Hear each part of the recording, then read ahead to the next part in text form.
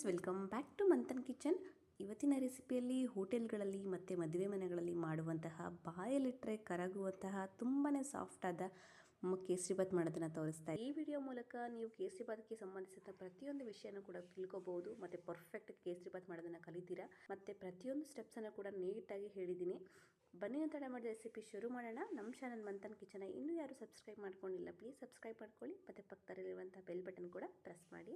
ಕೇಸರಿಬಾತ್ನ ಮಾಡೋದಕ್ಕೆ ಸ್ವಲ್ಪ ದಪ್ಪ ತಳ ಇರುವಂಥ ಪಾತ್ರೆನ ಬಿಸಿ ಇಟ್ಕೊಂಡಿದ್ದೀನಿ. ಅದಕ್ಕೆ 2 ಸ್ಪೂನ್ ಆಗುವಷ್ಟು ತುಪ್ಪನ ಹಾಕ್ತಾ ಇದ್ದೀನಿ. ತುಪ್ಪ ಸ್ವಲ್ಪ ಕರಗ್ತಾ ಇದ್ದಾಗೇ ಒಂದು 25ರಷ್ಟು ನಾನು ಇಲ್ಲಿ ಗೋಡಂಬಿ ಪೀಸಸ್ಗಳನ್ನ ತಗೊಂಡಿದ್ದೀನಿ. ಇದನ್ನು ಸ್ವಲ್ಪ ಉದ್ದುದಕ್ಕೆ ಹಾಕೋದಿರೋಂಥದ್ದು, ನಿಮಗೆ ಬೇಕಾದರೆ ಕಟ್ ಮಾಡಿ ಕೂಡ ಹಾಕೋಬಹುದು. ಗೋಡಂಬಿ ಪೀಸ್ ಹಾಕ್ಕೊಂಡಿದ್ದಾದಮೇಲೆ ಒಂದು 6 ನಾನು ಲವಂಗನ ತಗೊಂಡಿದ್ದೀನಿ. ಇದನ್ನೆರಡನ್ನು ಸೇರಿಸ್ಕೊಂಡು ನೀಟಾಗಿ ತಿರುಗಿಕೊಂಡು ಇದು ಬಣ್ಣ ಸ್ವಲ್ಪ ಕಲರ್ ಚೇಂಜ್ ಆಗಬೇಕು, ಸ್ವಲ್ಪ ಬ್ರೌನ್ ಕಲರ್ ಆಗಬೇಕು, ಅಲ್ಲಿವರೆಗೂ ಫ್ರೈ ಮಾಡ್ಕೋಬೇಕಾಗುತ್ತೆ. ಲವಂಗನ ಈ ಹಂತದಲ್ಲಿ ಹಾಕೋದ್ರಿಂದ ಒಳ್ಳೆ ಫ್ಲೇವರ್ ಬರುತ್ತೆ ಮತ್ತು ಕೇಸರಿಬಾತ್ ತುಂಬ ಟೇಸ್ಟ್ ಚೆನ್ನಾಗಿ ಅನಿಸುತ್ತೆ. ನೋಡಿ, ಇದು ಕಲರ್ ಚೇಂಜ್ ಆಗಿದೆ. ಈ ಕಲರ್ ಚೇಂಜ್ ಆಗ್ತಿದ್ದಾಗೇ ನಾನಿಲ್ಲಿ ಒಂದು 30-40 ದ್ರಾಕ್ಷಿನ ತಗೊಂಡಿದ್ದೀನಿ. ನಾನು ಸ್ವಲ್ಪ ಜಾಸ್ತಿನೇ ದ್ರಾಕ್ಷಿ ಗೋಡಂಬಿನ ಯೂಸ್ ಮಾಡಿದ್ದೀನಿ. ನಿಮಗೆ ಸ್ವಲ್ಪನೇ ಆಗುತ್ತೆ ಅಂದರೆ ಸ್ವಲ್ಪನೇ ಕೂಡ ಹಾಕೋಬಹುದು. ಬಟ್ ಕೇಸರಿಬಾತ್ಗೆ ಸ್ವಲ್ಪ ಜಾಸ್ತಿ ಹಾಕೋದ್ರಿಂದ ಟೇಸ್ಟ್ ಚೆನ್ನಾಗಿರುತ್ತೆ ಮತ್ತು ತಿನ್ನುವಾಗ ಸಿಕ್ಕಿದ್ರೆ ತುಂಬ ಚೆನ್ನಾಗಿರುತ್ತೆ ಅಂತ ಹೇಳಿ. ನೋಡಿ, ಇದು ಸ್ವಲ್ಪ ಕಲರ್ ಚೇಂಜ್ ಆಗಬೇಕು. ಸ್ವಲ್ಪ ದಪ್ಪ ಆಗಿ ದ್ರಾಕ್ಷಿ ಸ್ವಲ್ಪ ಬ್ರೌನ್ ಕಲರ್ ಆಗಬೇಕು, ಅಲ್ಲಿವರೆಗೂ ಫ್ರೈ ಮಾಡ್ಕೊಳ್ಳಿ. ದಪ್ಪ ಆದ ತಕ್ಷಣ ತೆಗಿಯಕ್ಕೆ ಹೋಗಬಾರ್ದು. ಗೋಡಂಬಿನೂ ಕೂಡ ಕಲರ್ ಚೇಂಜ್ ಆಗಬೇಕು, ಸ್ವಲ್ಪ ಬ್ರೌನ್ ಕಲರ್ ಆಗಬೇಕು, ಅಲ್ಲಿವರೆಗೂ ಫ್ರೈ ಮಾಡ್ಕೋಬೇಕಾಗುತ್ತೆ. ನೋಡ್ತಾ ಇದ್ದೀರಲ್ವ, ಕಲರ್ ಚೇಂಜ್ ಆಗಿದೆ. ಇಷ್ಟಾದರೆ ಸಾಕಾಗುತ್ತೆ. ಇವಾಗ ಇದನ್ನು ನಾವು ಬೇರೆ ಪ್ಲೇಟ್ಗೆ ಎತ್ತಿಟ್ಕೋತಾ ಇದ್ದೀನಿ. ದ್ರಾಕ್ಷಿ ಗೋಡಂಬಿನ ಹುರಿಬೇಕಾದ್ರೆ ಮಾತ್ರ ಉರಿನ ಆದಷ್ಟು ಕಡಿಮೆನೇ ಇಟ್ಕೊಂಡು ನೀಟಾಗಿ ತಿರುಗಿಕೊಂಡು ಹುರ್ಕೊಂಡ್ರೆ ಟೇಸ್ಟ್ ಚೆನ್ನಾಗಿರುತ್ತೆ. ದ್ರಾಕ್ಷಿ ಮತ್ತು ಗೋಡಂಬಿನ ಹುರಿದಿರೋಂಥ ತುಪ್ಪಕ್ಕೆ ನಾನು 1 ಕಪ್ ಅಳತೆಯಲ್ಲಿ ನಾನು ಸಣ್ಣ ರವೆನ ಸೇರಿಸ್ತಾ ಇದ್ದೀನಿ. ಅಂತ ಹೇಳಿದ್ರೆ 0 ಸೈಜ್ ರವೆ, ಚಿರೋಟಿ ರವೆ ಅಂತ ಹೇಳ್ತಾರಲ್ವ, ಆ ರವೆನ ತಗೊಂಡಿದ್ದೀನಿ. ನೀವು ಸ್ವಲ್ಪ ಮೀಡಿಯಮ್ ರವೆಲಿ ಕೂಡ ಮಾಡಿದ್ರೂ ಕೂಡ ಟೇಸ್ಟ್ ಚೆನ್ನಾಗಿರುತ್ತೆ. ನೀವು ಇದನ್ನು ಊರಿನ ಕಡಿಮೆ ಇಟ್ಕೊಂಡು ನೀಟಾಗಿ ತಿರುಗಿಕೊಂಡು ಒಂದು 7-8 ನಿಮಿಷ ಚೆನ್ನಾಗಿ ಫ್ರೈ ಮಾಡ್ಕೋಬೇಕು. ಆವಾಗ ಮಾತ್ರ ಕೇಸರಿಬಾತು ತುಂಬ ರುಚಿಯಾಗಿ ಬರೋದು. ನೀವು ಫ್ರೈ ಮಾಡಿಲ್ಲ ಅಂದರೆ ಕೈಗೆಲ್ಲ ಅಂಟತ್ತೆ, ಅಷ್ಟು ಚೆನ್ನಾಗಾಗಲ್ಲ. ನೋಡಿ, ಇದನ್ನು ನೀಟಾಗಿ ತಿರುಗಿಕೊಂಡು ತುಪ್ಪದಲ್ಲೇ ನೀಟಾಗಿ ಫ್ರೈ ಮಾಡ್ಕೋಬೇಕು. ಸ್ವಲ್ಪ ಪೇಷನ್ಸ್ ಇದ್ದರೆ ಕೇಸರಿಬಾತ್ ಮಾತ್ರ ಪರ್ಫೆಕ್ಟಾಗಿ ಮಾಡ್ಕೋಬೋದು. ಫಸ್ಟ್ ಮಾಡೋರು, ಮೊದಲನೇ ಸರಿ ಮಾಡೋರು ಕೂಡ ತುಂಬ ಟೇಸ್ಟಿಯಾಗಿ ಮಾಡ್ಕೋಬೋದು. ನೋಡ್ತಾ ಇದ್ದೀರಲ್ವ, ನಾನು ಒಂದು 7-8 ನಿಮಿಷ ನೀಟಾಗಿ ಕೈ ಬಿಡದಿರೋ ರೀತಿಯಲ್ಲಿ ಸಣ್ಣ ಊರಿನಲ್ಲೇ ಫ್ರೈ ಮಾಡ್ಕೊಂಡಿದ್ದೀನಿ. ನೋಡಿ, ರವೆ ಎಲ್ಲ ಸ್ವಲ್ಪ ದಪ್ಪ ಆಗಿ ಸ್ವಲ್ಪ ಕಲರ್ ಕೂಡ ಚೇಂಜ್ ಆಗಿದೆ. ಇಷ್ಟಾದರೆ ಸಾಕು, ತುಂಬ ಫ್ರೈ ಮಾಡೋದು ಬೇಡ. ನೀವು ಉಪ್ಪಿಟ್ಟಿಗೆಲ್ಲ ಮಾಡ್ತಿರಲ್ವ, ಆ ಲೆವೆಲ್ವರೆಗೂ ಫ್ರೈ ಮಾಡಬೇಡ, ಸ್ವಲ್ಪ ಕಲರ್ ಚೇಂಜ್ ಆಗಬೇಕು, ಅಲ್ಲಿವರೆಗೂ ಫ್ರೈ ಮಾಡಿಕೊಂಡ್ರೆ ಸಾಕಾಗುತ್ತೆ.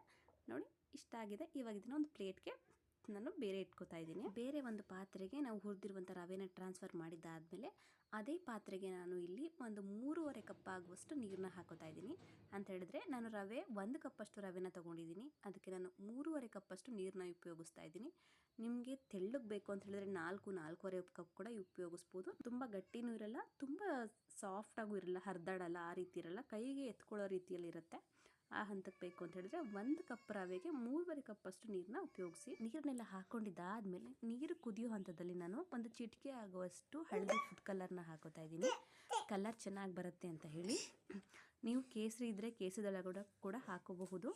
ನೋಡಿ, ಇದು ನೀರು ಕುದೀತಿರೋ ಹಂತದಲ್ಲಿ ನಾನು ಒಂದು 2-3 ದಪ್ಪ ಕಲ್ಲುಪ್ಪನ್ನ ಹಾಕೋತಾ ಇದ್ದೀನಿ. ಕಲ್ಲುಪ್ಪನ್ನ ಹಾಕೋದ್ರಿಂದ ಟೇಸ್ಟ್ ಚೆನ್ನಾಗಿರುತ್ತೆ ಅಂತ ಹೇಳಿ.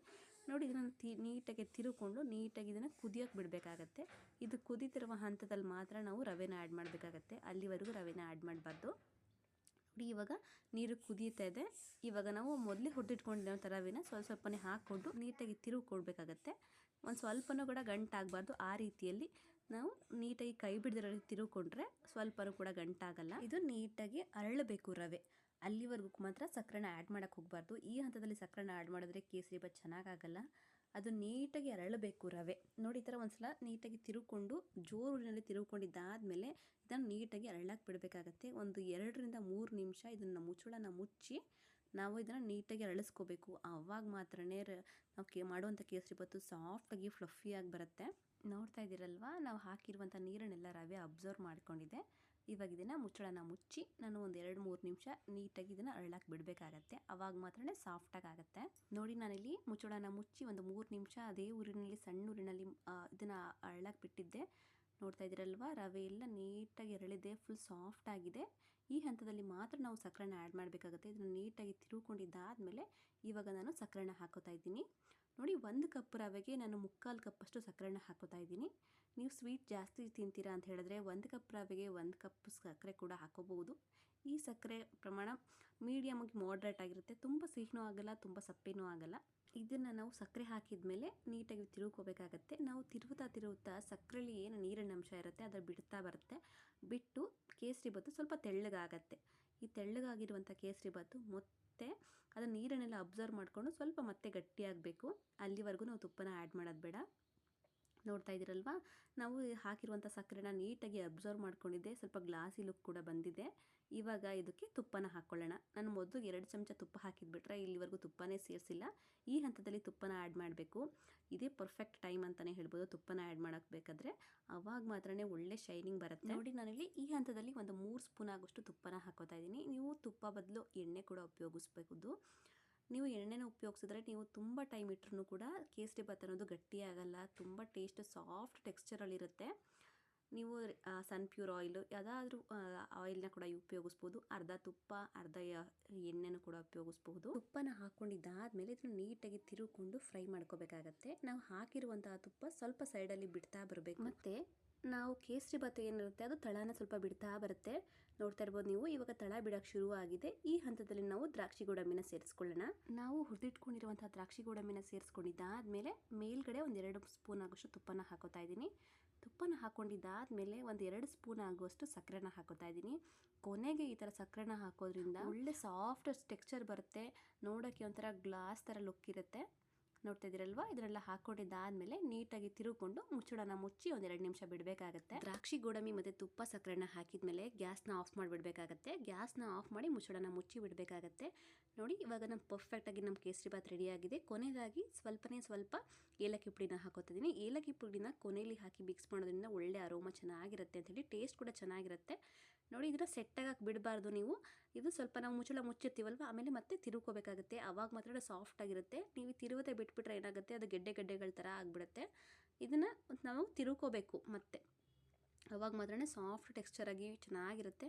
ನೋಡ್ತಿದ್ದೀರಲ್ವಾ, ಪರ್ಫೆಕ್ಟಾಗಿ ರೆಡಿಯಾಗಿದೆ. ಇವಾಗ ಇದನ್ನು ಸರ್ವ್ ಮಾಡ್ಕೊಳ್ಳೋಣ. ನೋಡ್ತಾ ಇರ್ಬೋದು ನೀವು, ನಾವು ಮಾಡಿರುವಂಥ ಕೇಸರಿಬಾತು ಎಷ್ಟು ಶೈನಿಂಗ್ ಆಗಿ ಸೂಪರಾಗಿ ರೆಡಿಯಾಗಿದೆ ಅಲ್ವಾ. ಬಾಯಲ್ಲಿಟ್ಟರೆ ಕರಗೋ ರೀತಿ ಇರುತ್ತೆ. ಈ ವಿಡಿಯೋನ ನೀವು ಒಂದ್ಸಲ ಟ್ರೈ ಮಾಡಿ ಹೇಗೆ ಬಂತು ಅಂತ ಕೇಸರಿಬಾತು ನಿಮ್ಮ ಅಭಿಪ್ರಾಯನ ಕಮೆಂಟ್ ಬಾಕ್ಸಲ್ಲಿ ತಿಳಿಸಿ. ಈ ವಿಡಿಯೋ ನಿಮಗೆ ಇಷ್ಟ ಆದರೆ ಲೈಕ್ ಮಾಡಿ, ಶೇರ್ ಮಾಡಿ, ಪ್ಲೀಸ್ ಸಬ್ಸ್ಕ್ರೈಬ್ ಮಾಡ್ಕೊಳ್ಳಿ ಮಂಥನ್ ಕಿಚನ್ಗೆ. Thank you. Happy cooking.